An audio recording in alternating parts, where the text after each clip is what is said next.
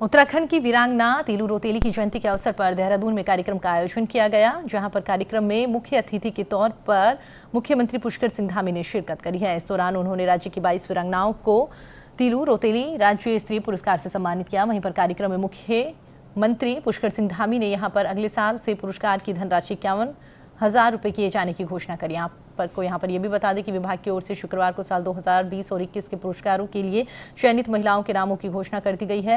भारतीय हॉकी खिलाड़ी वंदना कटारिया सहित 22 महिलाओं को ये पुरस्कार मिला है।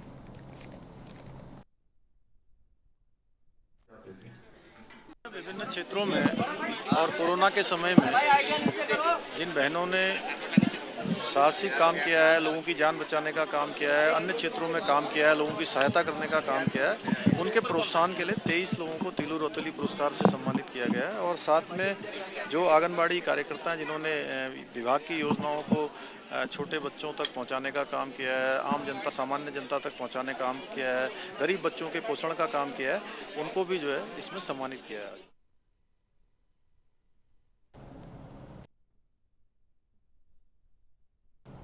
उत्तराखंड बीजेपी प्रभारी और राष्ट्रीय महामंत्री दुष्यंत गौतम ने पहली बार नैनीताल आगमन पर भवाली और साथ ही नैनीताल मंडल के पदाधिकारी कार्यकर्ताओं ने उनका भव्य स्वागत किया। वहीं पर राज्य अतिथि गृह में उत्तराखंड प्रभारी दुष्यंत गौतम ने कार्यकर्ताओं को संबोधित किया। इस दौरान उन्होंने कहा कि कोरोना काल में जिस तरह से बीजेपी कार्यकर्ताओं ने लोगों की सेवा करी है वो अतुल्य है। गौतम ने कांग्रेस पर निशाना साधते हुए कहा कि कांग्रेस पार्टी ने देश को लूटने का काम किया है और ये भ्रष्टाचार में लिप्त सरकार रही है। दुष्यंत गौतम ने यहाँ पर यह भी कहा कि बीजेपी ने मुख्यमंत्री यहाँ पर जरूर बदले हैं, लेकिन भारतीय जनता पार्टी की ओर से धरातल पर काम भी किए गए हैं। मुकाबले पे जो पार्टियां मुकाबले के अंदर हैं सब भ्रष्टाचार से युक्त हैं। भ्रष्टाचार के अनेक आरोप उन पर लगा सकते हैं। मैं गौरवशाली हूं कि हमने ऐसा देश के अंदर शासन दिया, राज्य में शासन दिया है कि हम पे एक भी भ्रष्टाचार का आरोप नहीं लग सकता। यहाँ के उत्तराखंड के बुद्धिजीवी लोग जिन्होंने उत्तराखंड का निर्माण किया था उनको बहुत दुख था पीछे जो हमने उत्तराखंड के अंदर भ्रष्टाचार देखा है, लेकिन आज यहाँ की जनता खुश है। यहाँ की खुशहाली के लिए अनेक चुनौतियाँ हमारे सामने हो सकती हैं। उत्तराखंड सरकार में खेल मंत्री अरविंद पांडे ने रोशनाबाद स्थित वंदना कटारिया के घर पहुंचकर परिवार को बधाई दी। आपको बता दें कि खेल मंत्री अरविंद पांडे ने रोशनाबाद स्थित वंदना कटारिया के घर पर पहुंचकर पूरे परिवार को शॉल ओढ़ाया और साथ ही यहां पर बुके देकर उनको बधाई दी है। इस दौरान खेल मंत्री अरविंद पांडे ने कहा है कि आज परिवार के कड़े संघर्ष के बाद में उत्तराखंड की बेटी ने ये मुकाम हासिल किया है, जिसके लिए पूरा परिवार बधाई का पात्र है। साथ ही उन्होंने कहा है कि उत्तराखंड आने पर वंदना कटारिया का भव्य स्वागत किया जाएगा। वंदना कटारिया के ग्राम रोशनाबाद में मार्गों की खस्ता हालत को देखकर खेल मंत्री ने कहा है कि मार्गों की हालत को जल्द ही सही करवाया जाएगा और इन मार्गों को बनाए जाने के लिए वंदना कटारिया के नाम से ही उस पर शुभारंभ किया जाएगा। वंदना कटारिया जिंदाबाद, वंदना कटारिया जिंदाबाद, श्री अरविंद पांडे जी जिंदाबाद, श्री अरविंद पांडे जी जिंदाबाद। बात और विशेष रूप से मैं इस अपने रोशनाबाद गांव और रानीपुर विधानसभा के सब लोगों के लिए बहुत ज़्यादा गौरव की बात है कि हमारी बहन वंदना कटारिया ने हैट्रिक बनाकर ओलंपिक के अंदर और भारत को सेमीफाइनल तक पहुँचाने का काम किया है। हम उनको बहुत बहुत बधाई देते हैं, पूरे परिवार को बहुत बहुत बधाई देते हैं। और पूर्व में भी वंदना चाहे वर्ल्ड कप रहा हो, एशियाड रहा हो, उन सब में भारत का प्रतिनिधित्व करते हुए बहुत अच्छा प्रदर्शन कर चुकी है और ये हम सब लोगों के लिए गौरव की बात है और मैं पूरे परिवार को बहुत बहुत बधाई देता हूँ, शुभकामनाएं देता हूँ। खिलाड़ी है कि जिसने अपने देश हिंदुस्तान के साथ साथ उत्तराखंड का नाम रोशन किया है। मैं इस बेटी को उत्तराखंड प्रदेश सरकार की तरफ से, देवभूमि उत्तराखंड की प्रत्येक व्यक्ति की तरफ से मैं उस बेटी के उज्जवल भविष्य की कामना करता हूँ। उन्होंने बहुत बड़ा काम किया है। अपने काम के साथ साथ उन्होंने अपने परिवार, माता पिता, भाई बहन, इन सब का नाम रोशन किया है। मैं बेटी को बहुत बहुत शुभकामना देता हूँ, बधाई देता हूँ।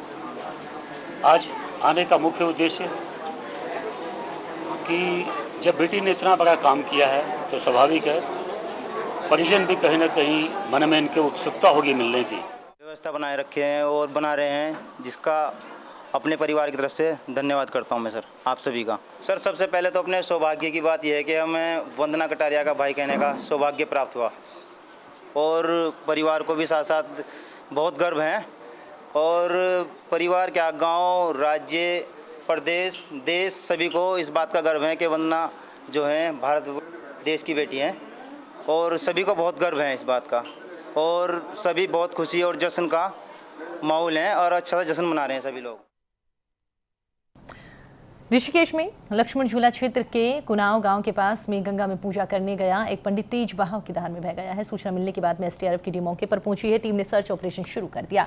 फिलहाल पंडित का गंगा में कुछ पता नहीं चला है। दरअसल गुबानीवाला निवासी 42 वर्षीय मनीष रस्तोगी अपने जजमान की पूजा कराने को कुनाव गांव में गंगा किनारे के लिए गए हुए थे। पूजा के बाद में अचानक से पैर फिसलने से पंडित गंगा के तेज बहाव में बहने लगे।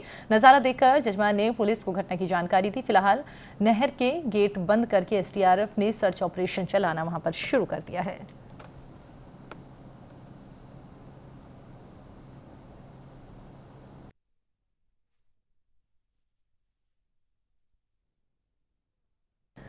गदरपुर में 3 अगस्त को मारपीट की घटना में घायल हुए युवक की मौत के बाद में पुलिस ने 5 आरोपियों को गिरफ्तार कर लिया। इसको लेकर एसएसपी उधम सिंह नगर दिलीप सिंह कुंवर ने कहा है कि 5 अगस्त को गदरपुर पुलिस ने मामले की एफआईआर पर दर्ज करी थी, जिसमें विभिन्न धाराओं के तहत मुकदमा दर्ज किया गया था।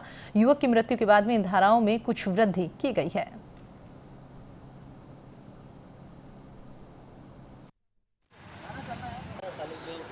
दो पक्षों का रतनपुरा में 3 अगस्त को आपस में मारपीट हुई थी।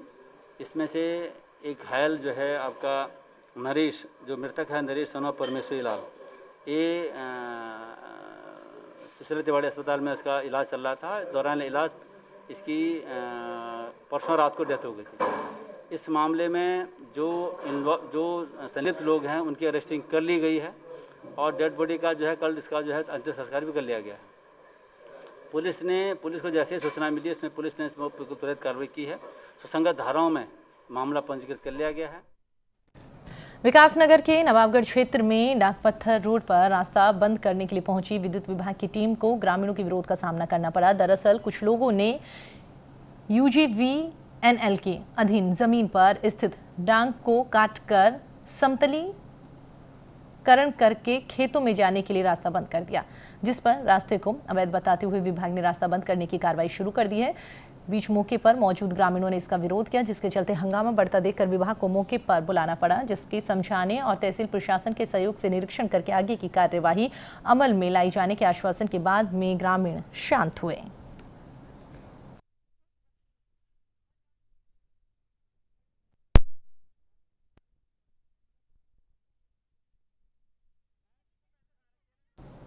बागेश्वर के कांडा के कपूरी के जंगल में शिकार करने के लिए निकले 3 युवकों में से एक युवक की गोली लगने से मौत हो गई है। जानकारी के अनुसार गोली युवक के सीने पर लगी है। फिलहाल पुलिस और एसओजी की टीम दोनों युवकों को हिरासत में लेकर पूछताछ कर रही है। जानकारी के मुताबिक कांडा थाना के धपोला सेरा गांव में 35 वर्षीय रविंद्र सिंह अपने 2 साथियों के साथ संजय और पवन धपोला के साथ में भद्रकाली कपूरी जंगल के बीच में नदी किनारे शिकार करने के लिए गया हुआ था, जिससे रविंद्र सिंह की गोली लगने से मौत हो गई है। वहीं पर मृतक के परिवार की ओर से कोई भी तहरीर अभी तक नहीं दर्ज करवाई गई है, लेकिन एसओजी ने मामले की जांच शुरू कर दी है।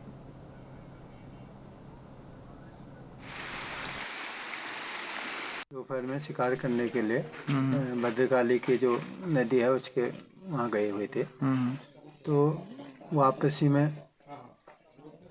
में इनके द्वारा बताया जा रहा है कि उससे गोली चल गई और जो है उसकी मृत्यु हो गई।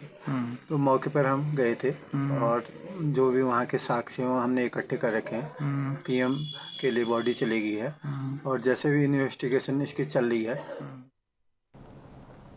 मसूरी में लगातार हो रही भारी बरसात से कई स्थानों पर रोड ब्लॉक हो गए हैं, जिससे आने जाने वाले लोगों को काफी परेशानी का सामना करना पड़ रहा है। मसूरी देहरादून मार्ग पर आईटीबीपी गेट से ऊपर कब्रिस्तान के निकट में वुडस्टॉक स्कूल के निकट, जबरखेत के निकट मलबा और बड़े बड़े बोल्डर आने से यहां पर मार्ग लगभग कई घंटों के लिए बाधित हो गया। वहीं पर निकट जाने पर जान का खतरा भी बना हुआ है, जिससे मसूरी ने लंबा तक जाम यहां पर लगता हुआ दिखाई दिया। मौके पर पहुंची पुलिस ने जेसीबी मशीन की सहायता से बमुश्किल मार्ग को खुलवाया।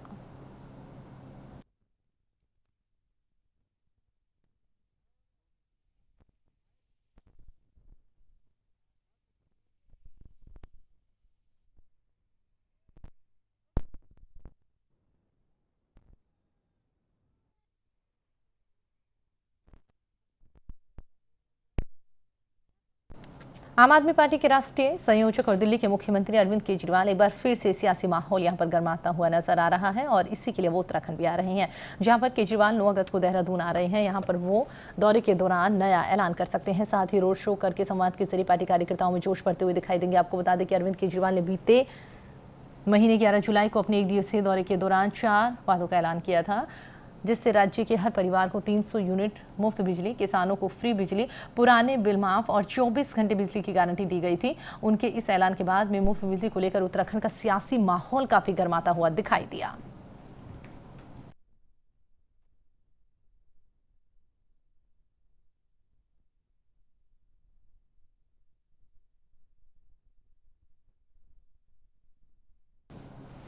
बीजेपी के प्रदेश अध्यक्ष मदन कौशिक आज टिहरी जिले के घनसानी पहुंचे हैं, जहां पर बीजेपी कार्यकर्ताओं ने उनका भव्य स्वागत किया। इस दौरान मदन कौशिक ने कार्यकर्ता सम्मेलन में भी शिरकत करते हुए बीजेपी कार्यकर्ताओं से संवाद किया है। तो वहीं पर आपको यहां पर यह भी बता दें कि विधानसभा चुनाव को लेकर बीजेपी एक्टिव मोड में नजर आ रही है और कार्यकर्ता अपने स्तर पर तैयारियों में लगातार जुटे हुए हैं।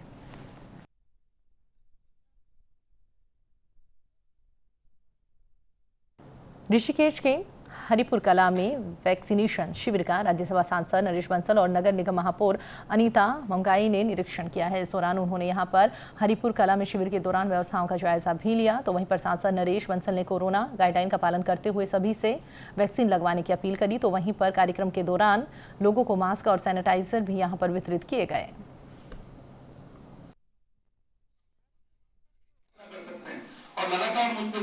जब से अभी सत्र भी चल रहा है, मैं सोमवार से और शुक्रवार तक सत्र में रहता हूँ। शनिवार इतवार यहाँ आता हूँ तो किसी न किसी वैक्सीनेशन सेंटर पर जाता हूँ। आज भी मैं 3 सेंटरों पर गया हूँ। सेंटरों में कोई कमी नहीं है, जनता का बड़ा समर्थन है और सब जो आशा कार्यकर्त्री हैं और जो चिकित्सक हैं, कोरोना वॉरियर्स जिन्हें हम कहते हैं, फ्रंटलाइन वर्कर्स हैं, वो भी सब मनोयोग से कर रहे हैं। आज ज़िले में बड़ा मेगा अभियान है, 30,000 वैक्सीनेशन का लक्ष्य है।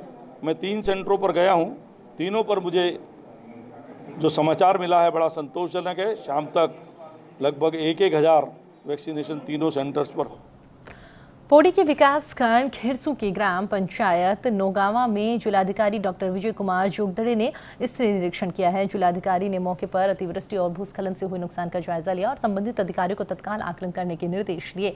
साथ ही 24 घंटे में प्रभावितों को मुआवजा देने की मांग उनकी ओर से की गई। इस दौरान जिलाधिकारी ने प्रभावित परिवारों से मुलाकात करके उन्हें सांत्वना देते हुए मृत और चोटिल पशुओं की जानकारी भी ली। पैठानी के पास में ग्राम नौगांव है, वहाँ पे कंडारसू पट्टी में, तो वहाँ पे जो है कल रात को भारी बारिश की वजह से कुछ मलबा गांव में आ गया था। उसके वजह से 4 जो गौशाला है वो क्षतिग्रस्त हुआ है। किसी भी प्रकार का मकान को क्षति नहीं हुआ है और किसी के भी घायल होने की अथवा किसी के भी जान माल की नुकसान कोई नहीं हुआ है। 51 बकरियों का नुकसान हो गया है। उनका शव को खोजबीन की जा रही है। SDRF का टीम और क्षेत्र के जो रेवेन्यू अधिकारी हैं सभी मौके पर पहुंच गए थे। SDMs और तहसीलदार भी मौके पे ही उपलब्ध हैं। उन्होंने अपना सभी राहत कार्य में मदद किया है। पशुपालन विभाग का अधिकारी मौके पे आकर उन्होंने जो है तत्काल जो है पंचनामा करने की कार्रवाई संपूर्ण कर लिया है। एक और जहां लगातार प्रधानमंत्री नरेंद्र मोदी भारत में स्वच्छता पर जोर दे रहे हैं, तो वहीं पर छोटी सरकार कहीं जाने वाली ग्राम सभा भी एक्टिव मोड में नजर आ रही है। आपको बता दें कि डोईवाला विधानसभा की ग्राम पंचायत रानी पोखरी में ग्राम प्रधान सुधीर रतूड़ी लगातार स्वच्छता पर जोर दे रहे हैं और लोगों से अपील करते हुए दिखाई दे रहे हैं कि कचरा बेवजह खुले में ना डालें। ग्राम प्रधान सुधीर रतूड़ी ने बताया कि उन्होंने पूरी ग्राम पंचायत में 2 गाड़ियां लगवाई हुई है, जो कि घर घर जाकर लोगों से कूड़ा यहाँ पर उठाती हुई दिखाई देती है। मेरा लक्ष्य है कि रानी पोखरी ग्राम सभा पूरे देश में स्वच्छता में नंबर 1 रहे। शुरू से ही जब से हम प्रधान बने थे, हमारा जो पूरे टीम, मेरी जो बॉडी है पंचायत की, वार्ड मेंबर्स और कुछ लोग हमारे, तो हम शुरू से स्वच्छता पे प्रत्येक वार्डों में लगे हुए हैं और घर घर से हमारे यहाँ 4 गाड़ी हमारे यहाँ से चल रही हैं जो घर घर से कूड़ा उठाती हैं। और लोगों से बार बार यही अपील कर रहे हैं कि कूड़े को बाहर इधर उधर ना फेंके और प्लास्टिक का प्रयोग बिल्कुल ना करें। और इस स्वच्छता पे हम लोगों ने जगह जगह सफाई अभियान लगा रखे हैं, कुछ सफाई कर्मचारी भी लगा रखे हैं और लोगों से घरों घरों पे जाके भी बोला जा रहा है। पॉम्पलेट के माध्यम से, अनाउंसमेंट के माध्यम से हम लोग बार बार लोगों को प्रेरित कर रहे हैं कि आप कूड़ा इधर उधर न डालें और कूड़े वाली गाड़ी पे ही डालें और स्वच्छता का विशेष ध्यान दें। देश में प्रधानमंत्री आवास योजना के तहत जरूरतमंदों को पक्का मकान देने की योजना भले ही जोर शोरों से चलती हुई दिखाई दे रही है, लेकिन आज भी संबंधित अधिकारियों की लापरवाही के कारण जरूरतमंद लोग आवासीय योजना से महरूम हैं। दरअसल मंगलोर क्षेत्र में कई गांवों में कई ऐसे परिवार हैं जो कि मिट्टी से बने हुए घरों में आज भी रहने के लिए मजबूर है। बरसात में इन लोगों के घरों की छत टूट जाती है, जिसके चलते ये परिवार पड़ोसियों के घर पर रहने के लिए मजबूर हो जाते हैं। दूसरी ओर सकोती और साथ ही नारसन कला गाँव के लोगों के आज भी प्रधानमंत्री आवास योजना का लाभ नहीं मिल पा रहा है।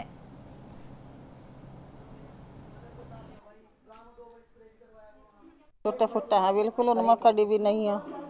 ठीक है, अब बताओ क्या करो, जो कोई आवो वही लिख कर चला जा, देगा कुछ नहीं जाते ना कहें रखोगे। अभी के लोगों को मकान जब तक नहीं मिला हमें मकान। हमारे छोटे छोटे बच्चे हैं, हमारा टूटा फुट्टा मकान है, हमें कोई मकान नहीं दे रहा। और हम वहाँ भी गए थे, अधिकारियों के दौरे भी गए थे, वहाँ हमारा नाम है और यहाँ ब्लॉक में देखा यहाँ नाम नहीं है। हम बहुत परेशान हैं। हम तो बस सोचो कि हमारा मकान बन जाओ। हम तो टूटे फुट्टे में ही रह रहे हैं अभी तो। आवास योजना का जो आपके द्वारा बताया गया है, तो एक तो अभी तक किसी भी ग्रामीण व्यक्ति के स्तर से कोई शिकायत पुटअप नहीं की गई है कि किन व्यक्तियों को अभाव लोगों को दिया गया है। तो अगर इस तरह का कोई कंप्लेंट आता है तो इमीडिएटली उसके वो चेक करवाया जाएगा ब्लॉक के माध्यम से और तहसील के माध्यम से। आपके द्वारा इशू संज्ञान में लाया गया है तो उसमें वीडियो से भी वार्ता की जाएगी। और अगर गांव के लोगों के द्वारा कोई शिकायत पुटअप की जाती है तो इसको प्रॉपर चेक करवाया जाएगा कि गवर्नमेंट की जो योजना है उसको जो लोग उसके लिए पात्र हैं उन्हीं को ताकि दी जा सके, तो इसको प्रॉपर चेक करवाया जाएगा। समस्या तो बहुत बड़ी बड़ी हैं। जब इतने दिन हो गए, 20 साल से हम लिखवाते आ रहे, आज तक का कोई मकान हमें नहीं मिला। अपने बच्चों को टूटे फुट्टे घरों में मतलब पन्ना डाल कर कहीं बोरिए लटका कर अपना टाइम पास कर रहे। तो बरसात की मौसम है, कीड़ा भी निकल जाए, कुछ भी 100 परेशानी है खड़ी, तो कोई भी लाभ नहीं मिला सरकार से। जो हरिद्वार में नारसन कला गांव पड़ता है और मैं आपको दिखाना चाहूँगा यहाँ पर जो है प्रधानमंत्री आवास योजना के तहत इस गाँव में करीबन 37 जो मकान हैं वे पास किए गए हैं। और ऐसे कुछ और भी यहाँ पर मकान ऐसे हैं जहाँ पर लोग जो है अपनी कच्ची मकानों में रहने पर मजबूर है। आपको दिखाना चाहूँगा, कैमरामैन से कहूँगा एक बार दिखाएं, मैं दिखाना चाहूँगा आपको। ये वो मकान है जो पिछले कई वर्ष पहले बनाया गया था और कच्ची ईंटों से यह मकान तैयार है। आज इसके ऊपर छत नहीं है। मैं आपको दिखाना चाहूँगा, जिस दीवार है इसके ऊपर छत नहीं है और खुले आसमान के नीचे। कैमरामैन से एक बार मैं दिखाना चाहूँगा कि किस तरह है यहाँ पे एक पूरा परिवार रहने को मजबूर है। आप सीधे तौर पर तस्वीरों में देख सकते हैं। ये यहाँ इस परिवार की हालत देख सकते हैं। ये किचन है, किचन के अंदर रसोई गैस रखी हुई है। और अगर यहाँ पर अगर बारिश की संभावनाएं देखें, अगर बारिश यहाँ पर आ जाती है तो यहाँ स्थिति इनके पास सर छिपाने के लिए भी नहीं है। मेरे साथ में यहाँ पर मौजूदा जो व्यक्ति खड़े हुए हैं, जो समाज सेवी हैं, मैं उनसे भी बात करने की कोशिश करूँगा। अभी मेरे साथ में खड़े हुए हैं। मैं सबसे पहले आपसे जानना चाहूँगा कि यथा स्थिति फिलहाल आपके गाँव की कैसी स्थिति है और ये जिस मकान में हम खड़े हैं इस मकान की स्थिति कब से ऐसी है? इस मकान की जो स्थिति है वो पिछले 3 साल से ऐसी है। ये 3 साल पहले ये मकान गिर चुका था पूरा और पिछले 3 साल से लोग इसी में ऐसे ही टीन में छत में इसमें बैठ के अपना सर छुपा के रह रहे हैं। स्थिति बड़ी दयनीय है। और इन्हीं का ही नहीं, नारसन कला में अभी भी कम से कम मैं कहूँगा कि 10% गरीबों के मकान ऐसे हैं जो इससे भी बदतर हालत में हैं, जिनकी आज तक किसी ने कोई सुध नहीं ली, क्योंकि जो पैसा गरीबों तक कुछ नहीं पहुंच पाता है। अभी जैसे मैं आपसे जानना चाहूँगा, अभी कितने मकान अभी आपके जो है नारसन गांव में आवंटित हुए हैं और अभी कितने लोगों को इसके लाभ मिला भी है? हमारे गांव में अभी जो सैंक्शन मकान हुए हैं इस योजना में वो 48 मकान सैंक्शन हुए हैं, जिसमें जो लाभ लोगों को मिला है, लाभान्वित हुए हैं वो 37 लोग हैं।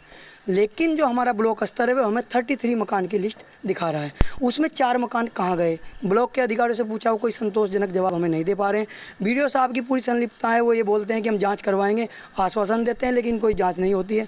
हमारा तो ये है कि प्रशासन से कि इन भ्रष्ट अधिकारियों के ऊपर सख्त से सख्त कार्रवाई हो और जो गरीब हैं, पात्र लोग हैं, उन्हीं को बेचारों को मकान दिए जाएँ और जो अमीरों के जिनके मकान आए हुए हैं उनके काटा जाए और जो इसमें दोषी हैं उनके खिलाफ कार्रवाई की जाए। ठीक है, सीधे तौर पर कहना है कि जो लाभान्वित हैं, जो जिन्हें लाभ मिलना चाहिए वास्तव में उनको लाभ अभी तक नहीं मिला है और जिसको लाभ नहीं मिलना चाहिए था उनको इसका लाभ दिया गया है। जैसे अभी बताया गया है कि 48 गांव में जितने मकान हैं ये जो है कुछ इसमें वेटिंग में हैं, कुछ इसमें 37 के पास भी हैं, मगर जो है ब्लॉक के अधिकारियों के द्वारा सीधे तौर पर कहा गया है लिस्ट के अनुसार कि 33 जो यहाँ पर जो पैसा गांव के मकान के लिए पैसा दिया गया है। मगर सीधे तौर पर अगर मैं बात कहूँगा, सरकार जब तक जो है लाख दावे अपने करे कि हम जो है सरकार की जो योजनाएं हैं गरीबों तक पहुँचा रहे हैं, मगर अगर इस तरह से बीच में वो पैसा गायब होता रहा है, आखिर इसमें कसूर किसका है? कसूर गरीब परिवारों का है जो जनता आज सरकार की तरफ आंखें उठाई देख रही है,